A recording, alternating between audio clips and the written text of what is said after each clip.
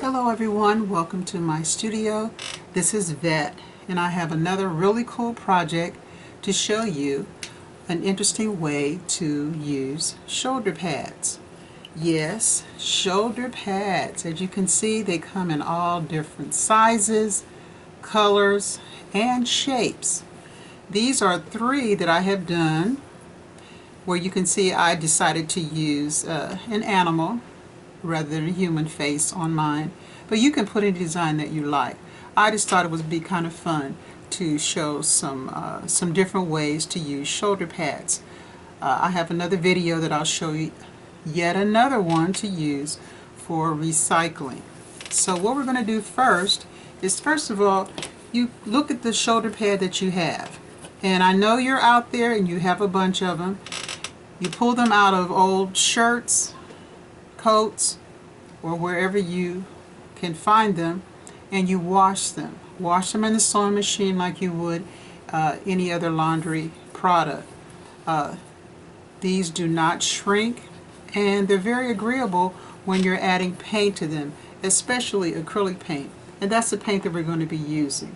You can use any type of paint that has fluid in it, or you can use some that's a little bit thicker, but again, not watercolor, but acrylic paint. You will need a little bit of water. You'll need a paper towel.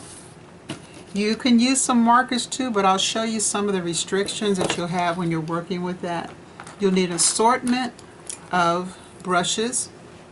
I have some flats, some rounds, some filberts, which is a flat and a round together.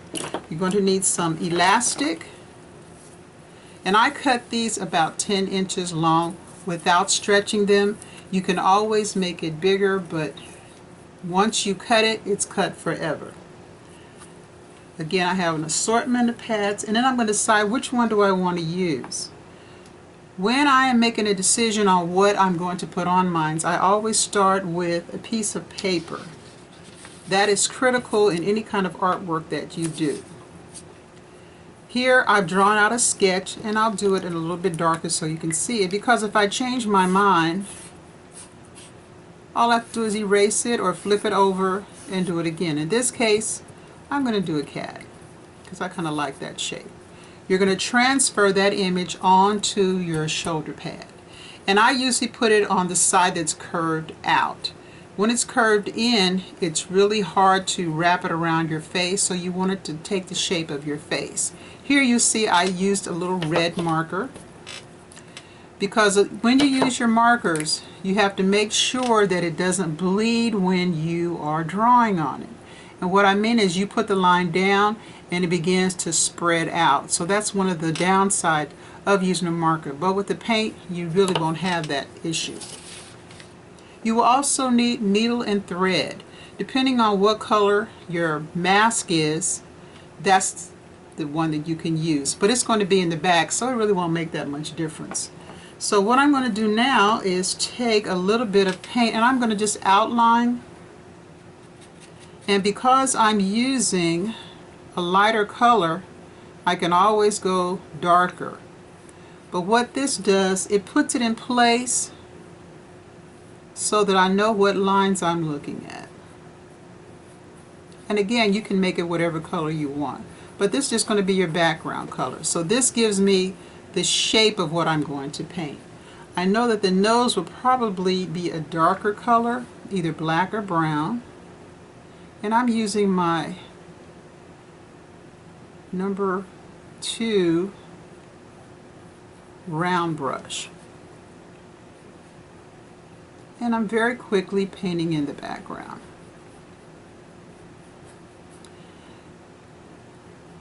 Maybe even add a little bit of brown, so I have a dark brown.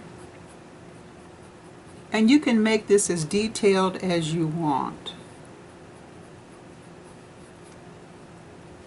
I'm going to mix a little black and brown here. I'm going to go around very lightly.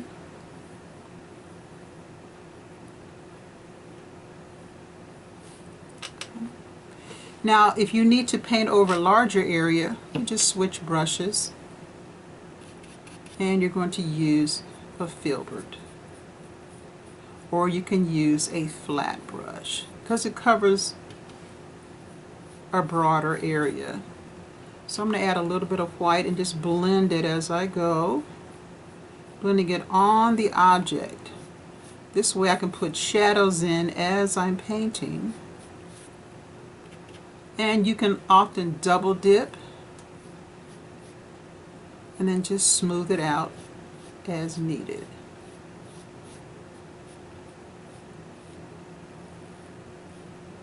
And don't worry about making a mistake, because again, acrylic is very forgiving because it dries really fast. And then you can just paint over it.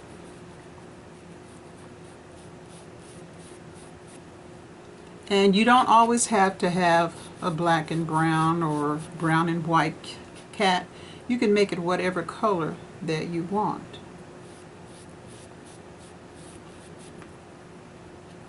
And you don't have to wait long for this to dry.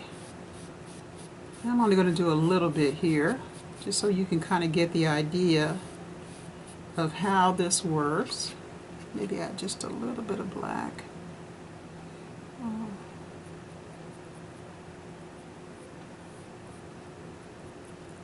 A little more shading here. We make the nose a little bit wider.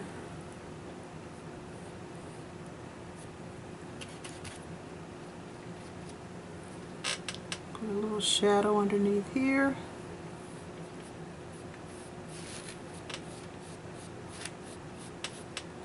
And then I'm going to paint my top layer in a curved pattern. This gives the illusion of the surface being curved. If I were to paint just straight across, it will flatten the surface. And add a little bit of tint here. Again, I'm pulling my strokes all the way to the edge, double loading.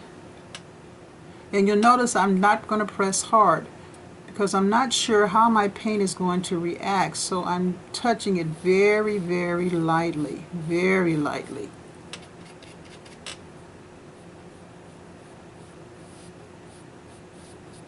Very lightly.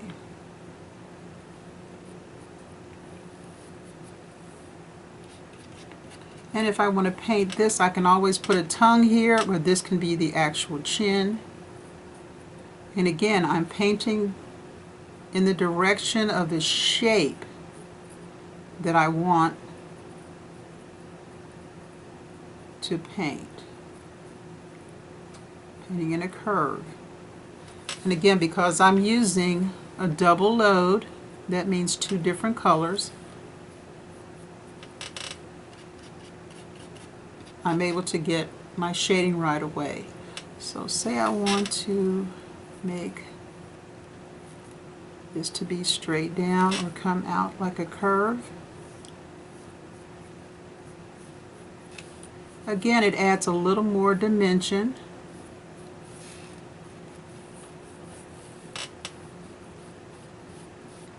And once you're satisfied with that, I'm going to switch back to my smaller brush. Rinse that off just a little bit.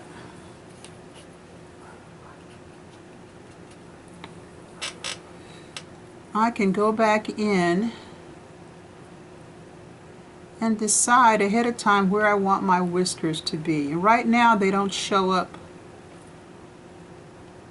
very dark, and that's okay, because when I put my whiskers in,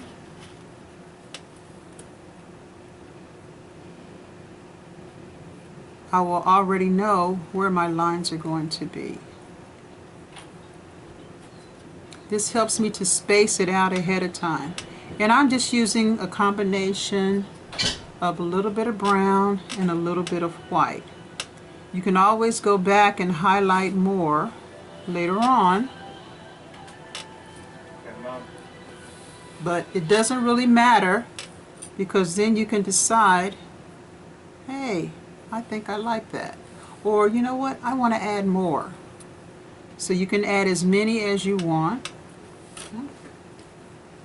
So while this is drying, I think I'm going to go back and add a little more darker color to my nose. I'm going to paint right over that. And some cats have a little pink right on the edge of their nose. So you can always add a little pink. I'm going to use another one of my flat brushes. Or maybe I'll use a blender brush, one of my little round brushes. So I'm going to add a little bit of red right here. And maybe add a little more white, maybe double load and make it a little more pinkish.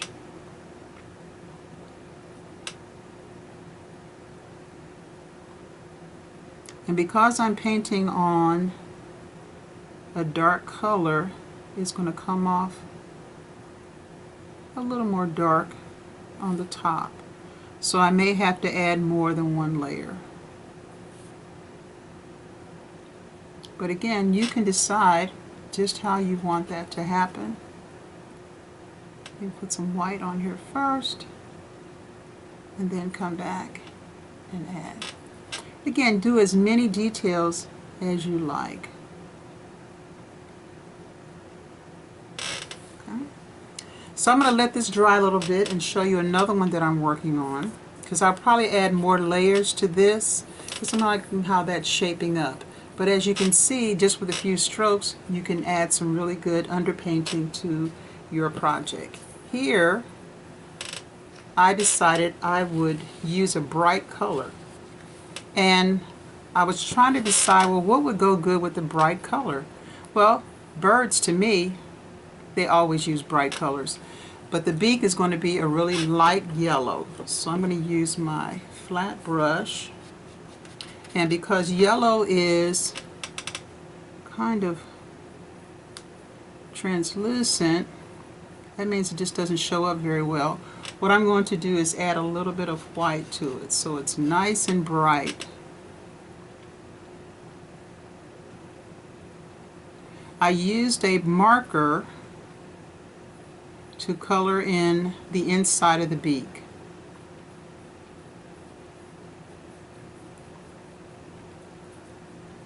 Because I knew that this particular one did not bleed through. Because I tested it on the back. See, I have a little mark right there that I put to check to make sure.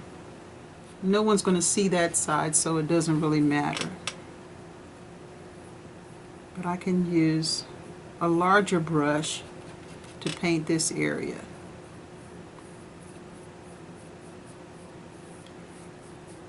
And because I drew it in pencil, it doesn't bleed through. Don't use an ink pen because it's pretty permanent. Once you put that line down, you probably will be sorry later on. So just use a pencil. Then if you don't like it when you're transferring it, you can erase it.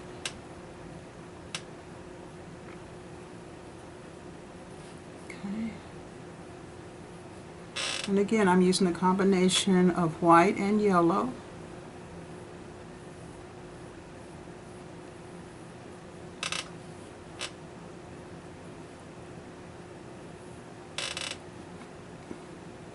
And painting out the beak.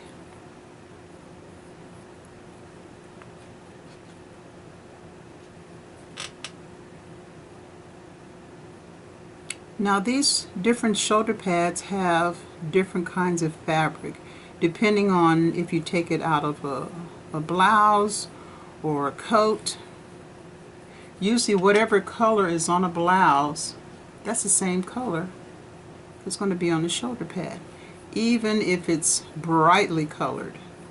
Sometimes I'll have some that are multiple colors, and I'll show you that when we do the shoulder pad dolls, because that's the other project, and that'll be in a different video. Okay, so I can let that dry a little bit. Now I do not want to use a marker on top of this wet paint. If you do, you will ruin your marker. Once it gets wet with any other medium, it stops working. Acrylic gets hard and that project will be very, very hard. So you can put more layers on here if you want to, But the best thing to do is to use a little small brush for detailing. And I'm going to use black on this. And if you're not sure where your lines are, that's why you do a sketch. Okay? So you want to make sure, this is a sketch that I did for this one. It's a couple different ones that I've done. But I knew that I wanted a line right here, an extra line here, an extra line here, a little line in the middle, small line for the little nostrils, because their nostrils are not that big.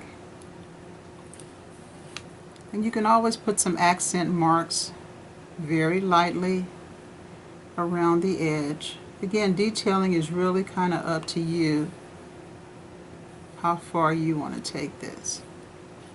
You can even add a little bit of yellow.